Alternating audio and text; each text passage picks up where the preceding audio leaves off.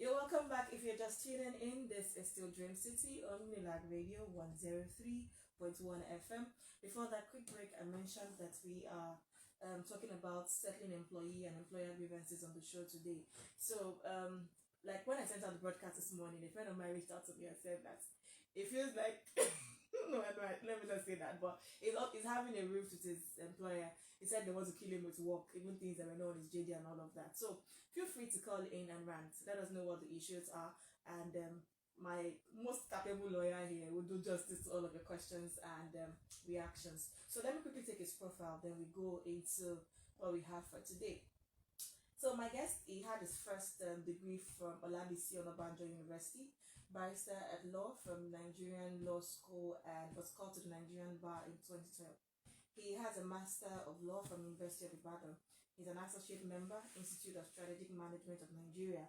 He is an associate member of the Certified Institute of Shipping of Nigeria and a professional member, Institute of Information Management of Nigeria. He started his legal profession with the firm of F.O. Fagbongbe and Co. in 2013.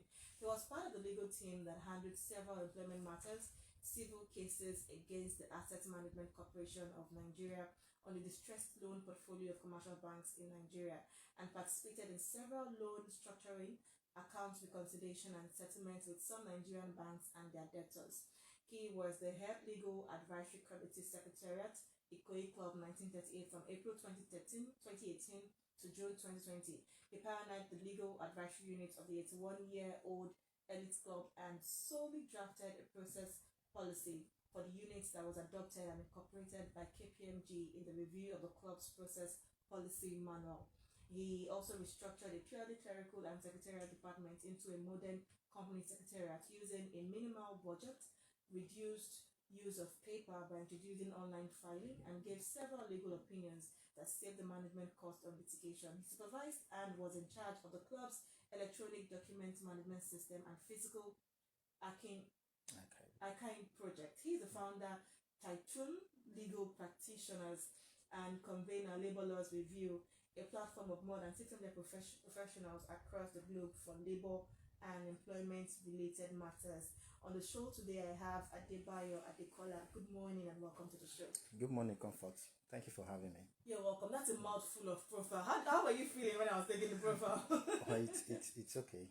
It's okay, right? It's okay. That's years of hard work, but anyways, well done. Yeah, well thank done. you. It's a lot of work there.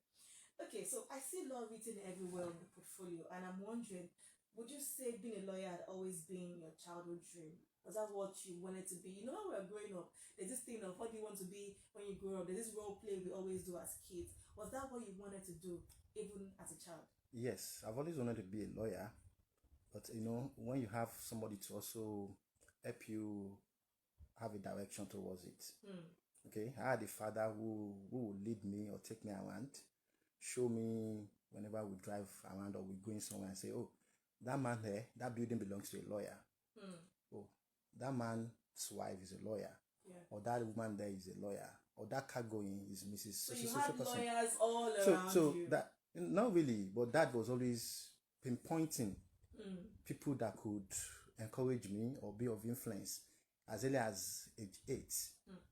So even when I was in primary school, I already had that sense of belonging that I want to become a lawyer. So basically, it's something I wanted to be, and I had a father who helped with that. Interesting. Now, before we start analyzing all of the issues I have prepared here for you today, I want you to quickly summarize an employee's obligation to the employer and an employer's obligation to the employee. Let's start from there before we go into all of the issues that we have for today. Okay. Generally, there are sets or general obligations from the employer to the employee. Likewise, general obligations from the employee to the employer. Okay. Then, both parties at the point of negotiating or going to an employment contract can decide to have specific obligations. Okay. Let's say let's speak to the general ones first. Just a few. Loyalty. It's a given in any employment situation. Okay. Yeah. Sense of punctuality and belonging is a given All Okay. these are These are obligations generally okay. that you as an employee is expected to give to your employer. Okay. Then the employer too, let me just mention it two sense of protection. As an employer, it is your duty to protect your employee in every sense of the word. Okay. Yeah. Then providing job to be done and the equipment for it. Those are general obligations from the employer to the employee. Okay. So you wouldn't want to, an employee wouldn't want to resume to a work and there's no work to do. Or the equipment to do is not available. Those are general obligations. We can go on and on with them. Now, let me now go to the specific. Okay. The specific could be that you bring in certain targets at the end of the year. Okay, as an employee, that will be spelled out in the contract of employment. It could also be specific to the extent that you must meet some medical conditions. Okay. The medical conditions that somebody who is in the food industry will have to meet will be different from somebody who is just sitting down as an HR personnel. Likewise, for somebody who is working on the ship or on a oil rig, offshore and all that. So those are specific, from the employer to the employee. Okay. Then the employee too, we have some level of specific obligations. Salary, what is the quantum, what volume should it be, how much should it be, what time of the month should it be paid. Do you get now? Yeah. So those are obligations that we can pick from left and right, just a few to save time. Okay, so what are some of the gray areas that every employee should look out for, especially at that moment when they receive their offer letters? What are some of the areas, very key areas, that employees should look out when they get their offer letters? Okay, when an employee gets an offer letter, the first thing is to look at the job or the roles that you've been offered. Now, you wouldn't want to go into a job where initially it was offered, it was advertised that you'll be doing certain roles, and then you get into the situation where you are doing a different role entirely. We've had a situation where somebody is being employed as an admin and end up combining both admin and HR. Okay, or being employed as company secretary, and at the same time he or she is doing company secretary HR. Jointly, or even a different role entirely. Yeah. So that is important. Okay. Then you also need to, does the vision and mission of the organization, does it align with your own personal convictions? Most people don't look at that because they won't even say it in the employment contract. But in the course of your investigation or sniffing around for information about the company, you'll be able to know whether this company's vision and mission aligns with yours. That's even different from the internal politics, the toxicities that we speak about in workplace. No, the vision and the mission. Okay. Then after that, then you can now be asking around whether there is the environment is conducive for you in terms of the types of politics that is being played there.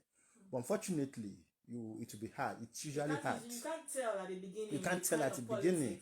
So let's even go to the content of the contract. So now, you're looking at the salary. Yeah. Is what I bargained for, is it what is being stated in there? Okay, that's important. Then what other welfare packages are there?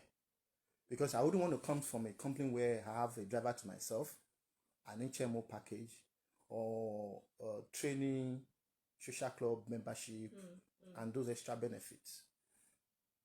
And perhaps you negotiated for those too at the point of negotiation. And then you get into, you've seen it in your contract of employment. It's not there.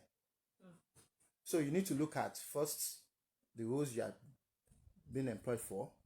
Does it tally with what you negotiated? Yeah. Then, of course, the mission, the vision, then the remuneration, then the packages. Okay. Now let's examine this issue. Now, there's this issue of most JDs. When you see job descriptions, JDs that come with offer letters, at the end of the day, after listing out all your roles and everything that is expected of you as a new intake, and you see a part that has an every other duty assigned. Now, is there a limit to the kind of duty? And at what point can an employee challenge the HR and say, oh, or the employer and say, this is not part of my JD, bearing in mind that there's a clause that says and every other duty assigned? Okay, now I'm going to be practical with that, with my response to that particular question. Yes, now, will experience happened to me and another HR. The question is, employers tend to misconceive or give an open-ended interpretation to that clause, and it is not the case. Okay. Now, and any other role or job that might be assigned to you, it must be a legal role. One. Yeah. So if the role is not, if the role being assigned to you is not legal, an employee has the right to object to it. So wait. Let me cut you there. So it means that if I'm being employed as a lawyer and I have any other duty as assigned, it means that anything as outside the legal role, anything that has to do with admin, accounts, or I cannot accept it. No. The legal role now that I'm saying now is that contravenes provisions of the law that involves crime. Of course. You need to put that aside. Now, if I'm employed as a lawyer and my role as stated what I have to do is in line with legal stuff, if I'm being assigned another role, it must align with my expertise. It must align with what I can do or what is in the JD.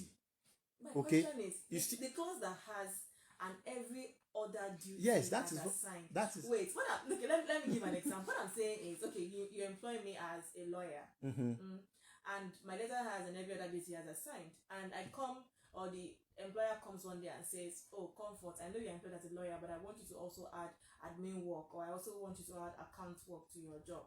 Do I have the right to say, oh, my letter does not carry these roles? And so what does that, at what point do I channel? Do you have the requisite training to handle that role? If I do? Then if you do, yes, it aligns with that provision of that clause. But if you don't, it doesn't. If you do, then it does. In essence, even though I was employed as a lawyer, but because I have the skills to do an admin work, HR work, and I'm being given those roles, and I'm supposed to accept them because my letter states that every other duty that might be assigned to you. That's it. Okay, but then even that too has its limitations. And every other job assigned to you, there are levels of let's say if you're a lawyer, there is grading. So let's say the basics. If they still give you the basic role as an HR, but meanwhile you're employed as a lawyer, but you have the requisite training or knowledge of HR, yes, you can do the basic. But of course, such employer will not expect you to do the technical or the deep part of that job, of that role. Okay. Now, if that is being pushed to you, then you as the employee has the right to now point that out. Okay. That look, yes, I can perform this role as an admin, but this is the extent that I can perform the role. I can't do it beyond this. Do you understand? Because at the end of the day, you end up handling the more technical part of that role, and there are issues. And there are issues. But really, let's interpret that role, because it has been challenged. I have challenged it with another couple of HR in an organization before. That if you say and any other role that might be assigned to you, it must align with my experience, my expertise, and the JD you have given to me. Anything outside that, no. It must be linear. I'm employed as a legal professional, and you are now giving me an extra role that is legal related, that is not included in the JD, because really there is no way an employer can have an all-inclusive JD. Do you understand? That is one interpretation of the challenge. So if you want to pick it up with an employer, for me, which we have done before, is to say, look, It's not that I cannot take up this role. First and foremost, it must align with what you have given me already as a job. Yeah. And it must align with my education experience or exposure. Interesting. Listeners at home, if you want to call in, the phone numbers are open, the phone lines are open. Feel free to call, make your comments, ask questions. 08133038749, or you can call 080-209-33638. I'll take the numbers again. 081-3303-8749, or you can call 080-209-33638.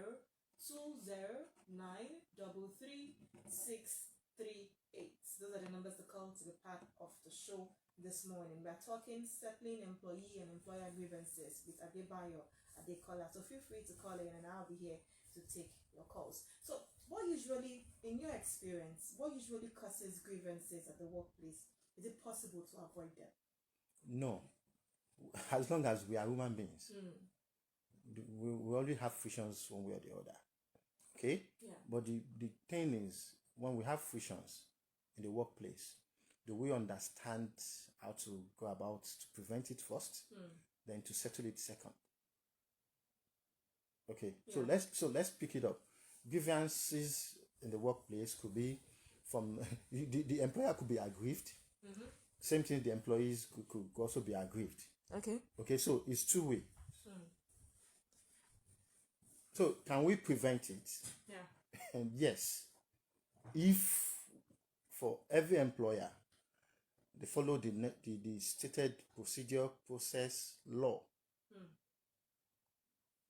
That's speaking from the legal side. Yes. I'm not going into the human relationship, the maturity, and all the no.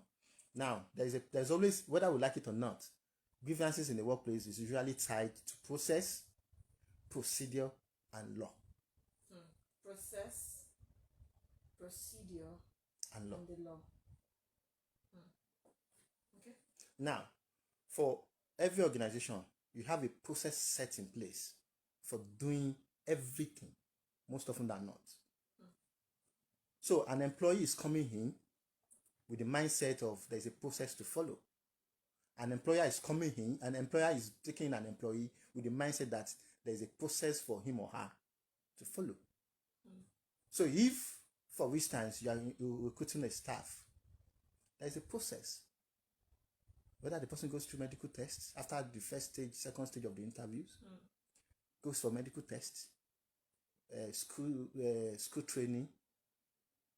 Do you understand? Yeah. Then onboarding whatever activities that they need to engage in. Now, if any of this process is missing, there is nowhere at no point in time that there won't be a grievance. Yeah. Now, he or she has passed the first stage, the second stage, third stage.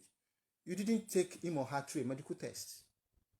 Or he or she didn't go for the medical, or went for the medical test using his or her own money. When the law says it must be at the expense of the employer. Okay. Wait. Let me not miss that out. So usually when you get a job and you're supposed to go for medicals, it's the company, it's the employer that takes responsibility for it. Because I've seen cases of where employees are asked to go do this test and they run it from their own pocket. Employers take advantage of the fact that, oh, if you cannot do it, there are other people who are good for the job and they will do it and they will come in. So by law, the employer is supposed to take responsibility. That is the provision of the law, Nigerian Labour Act, spelled out in black and white. Okay. But unfortunately, we live in a society where everybody, there's no job, so there's an advantage. The employer is deemed to have an overwhelming advantage over the employees. So employee just pick up, or the job applicant who is probably stay at home for a long time, just want to get out of the mess and then move on. Sure. Okay. Then let's leave the medical test. Then he or she has taken the job.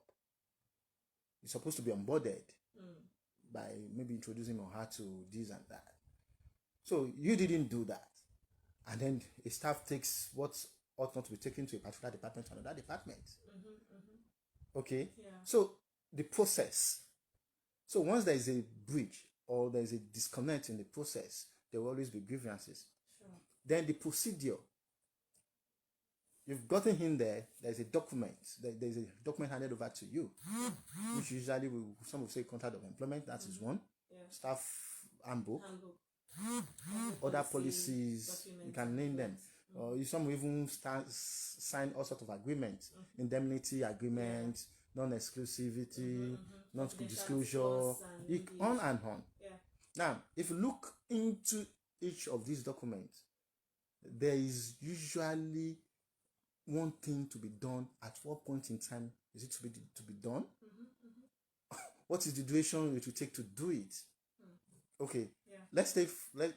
Let's use, for instance, as an HR, you are supposed to, when you are bringing a candidate into the organization, they have done the interview. Who are those other people who are supposed to sit in the interview process? Sure, you understand? Yes. Now, after the interview has been done, who is supposed to approve? What time is the approval supposed to be given? Exactly. When you get back to the applicant. Okay. Then you don't get back to the applicant. You've issued a letter of employment dated maybe sometimes ago, and you've told him or her not to resume yet until you get back to the person, and then you are saying because he or she didn't resume to start work, but you've given letter of employment, is not entitled to salary. Okay, let's hold on. Let's hold on to that. The other angle, another aspect, very interesting aspect I want us to look at is this issue of working overtime, and this is especially for companies who do not have overtime policies. I know some companies have overtime policies that if you work, after your closing time, there's a benefit or a certain amount that will be paid to you. But some companies don't have this thing, and some employers find it very rude when you tell them that, I've closed for the day, and every other thing can wait till tomorrow. They find it very, very, very, very wrong or very, very rude. Now the question is, would it be wrong to say I have closed for the day, especially when it's your closing hour? It's not wrong to say I have closed for the day. Of course, in line with a contract has been handed over to me. Okay. It says 9 to 5. Okay, I've closed for the day. I've closed for the day, and that's why even some employees don't pick calls after 5. Some people, I don't, for instance, I don't pick any work-related calls after 5. In fact, my superior has taken it up with me that with my level of position, I shouldn't maintain that thing. And I said, no. That one is hard. I am guilty as church. No, I won't pick any call outside. It's possible. Yeah. In fact, it's within the ambit of your right to do that. But unfortunately, again, it boils down to the will, the society. Now, it will interest you that I was reading an article 2 days ago. Some countries have now put laws in place that imposes sanction on employers that call employees after close of work. Okay, yes, I saw that article. I saw it. I saw that news rather. And it was supposed. I almost was posting that to the amendment that was being proposed in the Nigerian Labour Act, but because of other tax at hand, I couldn't push it in. Because really, these are some of the things that we need to look at in the reform to the act. Yes, you can say no. I've closed for the day. Maybe this can wait till tomorrow. Do you understand? Yeah. Of course, like I said, the interest, as an employee, your interest should come first every time. Because the employer is also always having their own interest first. No employer will ever love an employee more than themselves. Never. I've never seen anywhere in the world. So how do you now imbibe or express loving yourself first? It starts from little things like that. Though I'm not asking people to be rebellion against No. Very interesting. No, but it's just for you to understand what the law says, or even less even law is a contract. And a contract between you and I. But some contracts will state a clause and say, except in cases of emergencies, or sometimes we're required to work late when there are A, B, C, D. But it will not be like all the time. It won't be all the time like an entitlement thing for the employer. No.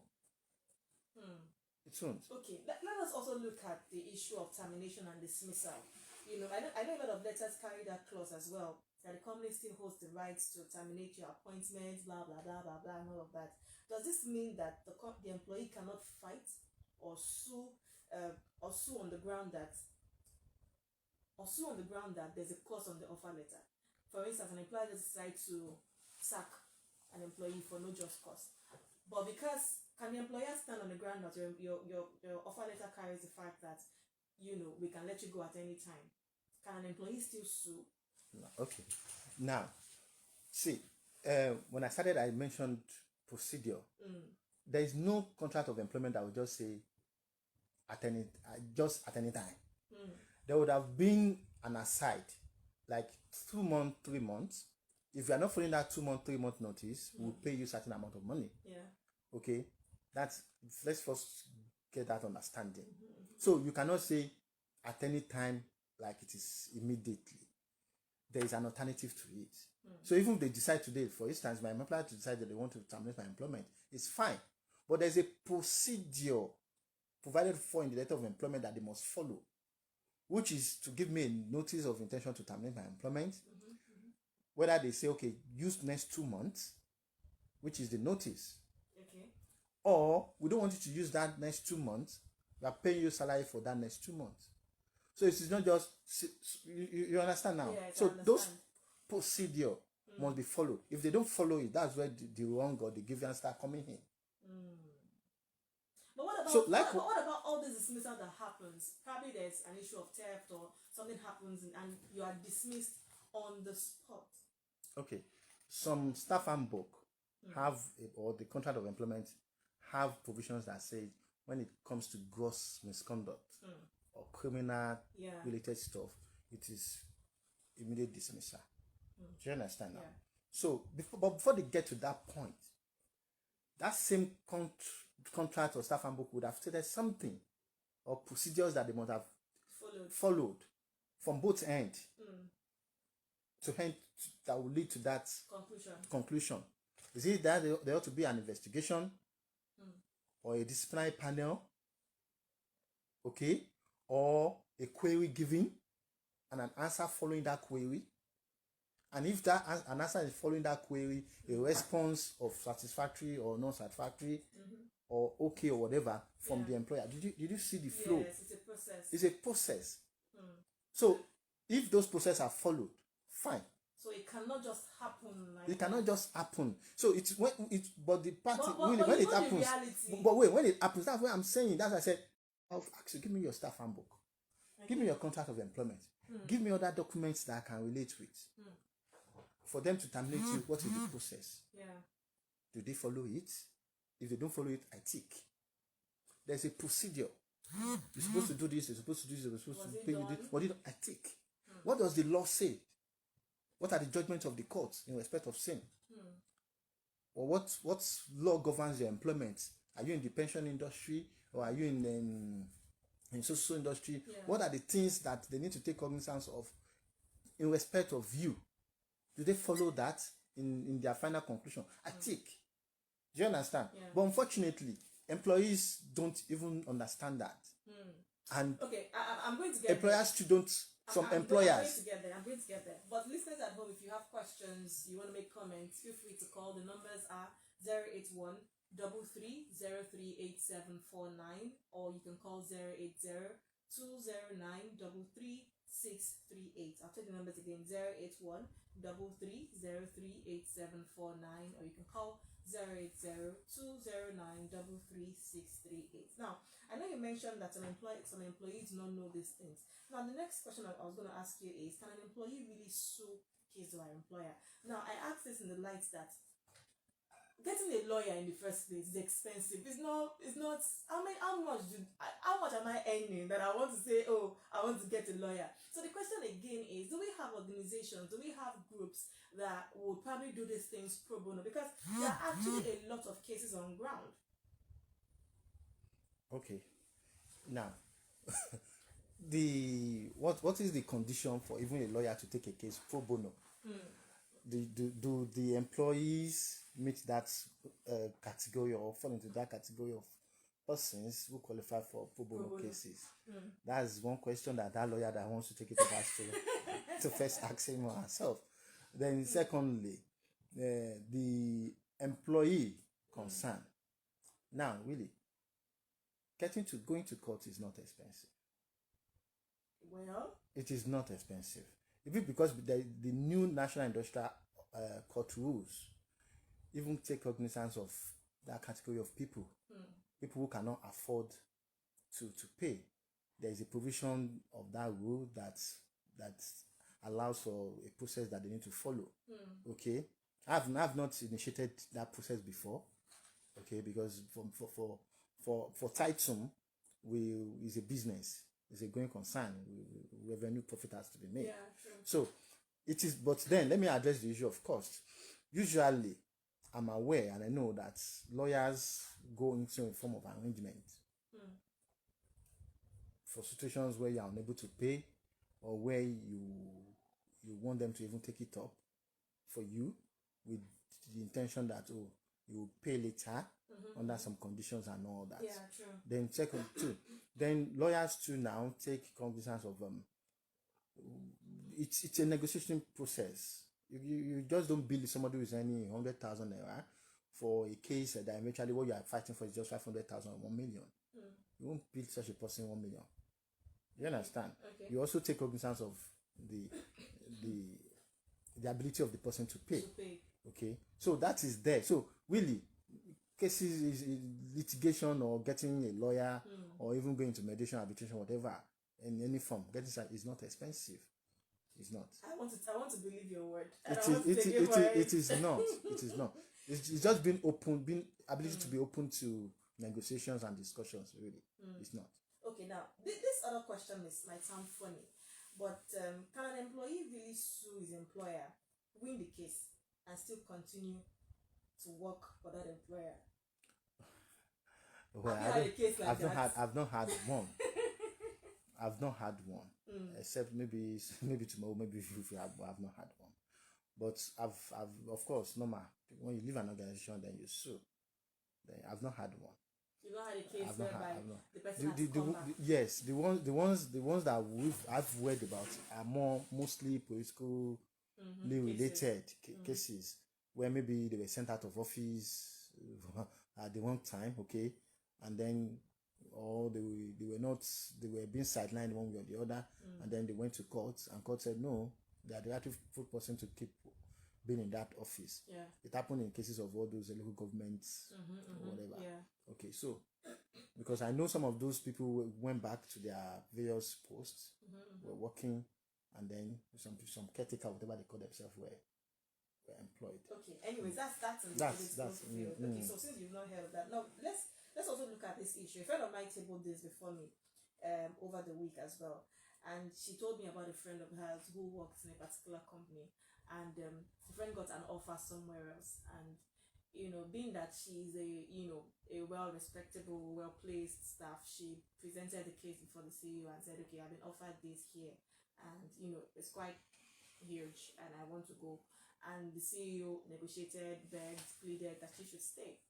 So she decided to stay. But on the long run, she was made useless in the organization. Useless in the sense that she was no longer called upon to do certain things that she used to do before. She was always sidelined and all of that. So the question is, what can an employee do in this case? Because we've seen this happen quite a number of times. Okay, I want to go. Oga beg me. I say I'll not go again. I sit down. But at the end of the day, because I have the audacity to even say I want to go, it becomes an issue for the CEO or for the HR or whoever. And at the end of the day, you are regretting, oh, why didn't I go? So what can an employee do in this case? I'm sure you've seen a case like that.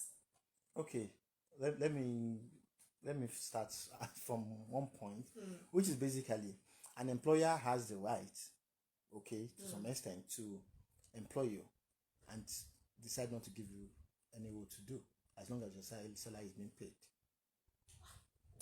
As long as your salary is being paid. Okay, that is one. But then, of course, that might not apply to some professionals whose skills are very technical, Yeah. and they require to be working and performing roles. Mhm. Okay, so Yeah. such an employee can challenge that. That look, you cannot just keep me here, and then I'm just earning salary without doing Doing any the job. actual work. But now, let me give you one funny thing. It's happening. In fact, it's happening. If you can see some of them on LinkedIn, highly placed Nigerians Yeah. who are in some employment or they have changed jobs of recent, even people that you know. Okay, Yeah. that's what we call sitting at the table. You get to a point in your career, if your employer does bing bing or does some things like similar to what you just explained now, you just sit at the table as long as your salary is being paid. Believe me, you sit at the table. When I say sit at the table now, is you just play along. You collect your money, let him channel. I've had a lot of that. In fact, my close circles, we just feel, look, the man felt I told him to do this, or I told them to put this in place, and then he thought I'm against the company. Then he started routing rules through my subordinates. Said, as long as my salary is being paid at this point of my career, I cannot be fighting for a job or a role to do. What's important now is for bills to be paid and family to be taken care of. So he sits, yes, I have AE and about 2 sheets, and they just do what they do is just sit at the table, eat, and get paid. But if you haven't, as an employee, you haven't gotten to that point of your career where you just sit at the table and eat, you need to have an exit plan in place. Because let's say you still have like 20 years ahead of you. It would not make sense for you to remain stagnant in an organization where you are not even performing anything. Your next employer will definitely want to ask you, why did you stay this long? What did you achieve on that role? True. That is one. Two, if you are the type that you want, irrespective of whatever politics or remuneration is being given to you, you the type that love to be seen with achievement. Okay, because if you get to an organization, I have somebody who worked in a multinational, and like a month ago, I spoke with her and she was like, well, I just have to leave because right now I feel there's nothing to achieve any longer. I'm not contributing. She left by herself because she felt she has performed what she needed to do, and what she was just taking a salary, and she doesn't want that any longer. So those are things that employees should take cognizance of. But if you now decide that you want to address it with your employer, maybe you open a discussion with the employer and let him or the employer know that, look, this is what I observed. But don't forget, even when you put your observation forward, whether it will be adhered to or not, or you're concerned, it's still... Okay, we have to go. We have less than 4 minutes to leave the studio, but I have to take this question. If not, my colleagues at the office will remove my head. Now, Ogbeni Dipo carried out a poll during the week. I'm sure you saw that poll because I saw your votes during the week on co-workers dating at the workplace. And the final result of the poll showed that 54% of those who took the poll were okay with people dating at the workplace. So my question is, what's your own take on it? People dating in the workplace is fine. Okay. I've always one of the comments I've always maintained people blowing kisses at work and but for all those ones are just Nollywood dramas that go into it. Really, if people really dating in an organization, do you see them blow kisses? Would you really? That was just would you really? Yeah. Now the discussion should be how it affects the job. One, to the side of the employer, the discussion should be how it affects the career progression of the people involved in it. Okay. It should go beyond the employer banning or non-employer. Then secondly, how does the dating affect the overall performance of both the employer and the employee? If it doesn't, then why ban it?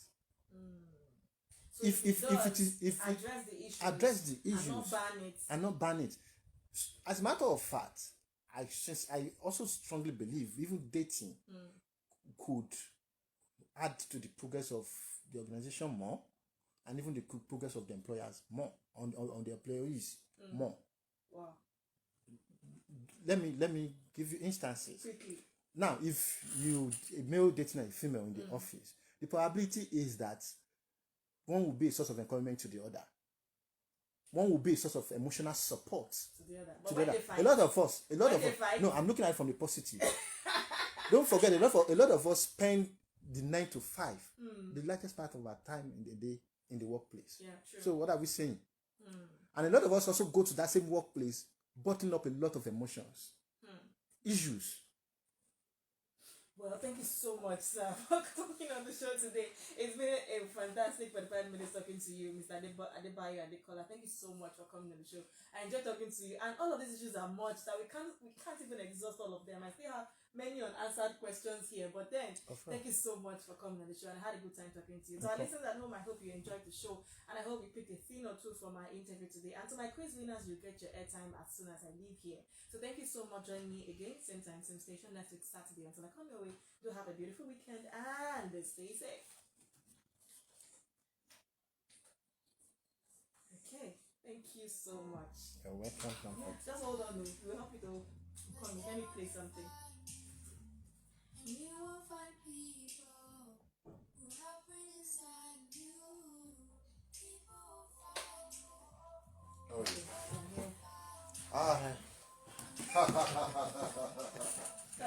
I did that. Say likewise. I was not even listening to the radio. I was just about to step out. Good to see you, my brother. Likewise. How's everything? After so many years. Funny is a small